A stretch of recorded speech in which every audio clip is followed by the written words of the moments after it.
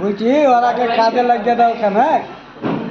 আর labour 2 টাকা এত কাটিয়ে দাও তাম্বারাম, আর একজনকে পেটা যাচ্ছে কাটু পাকাও। হ্যাঁ হ্যাঁ, খালি টাকাটা আগে না পারে।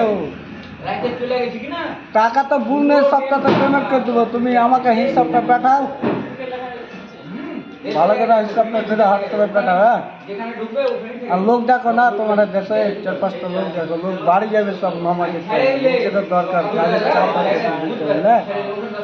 আর এখানে এখন সেন্টারিং চলছে, 2টা ছাড় ঢালতে হবে এখন। ওই লেগে তো টিকিট কাটেনি আমার, লোকেরও টিকিট কাটা আছে, 4 বছর সবার পেলে। ই করো, তাড়াতাড়ি পাঠাও, টাইম হয়ে গেলো।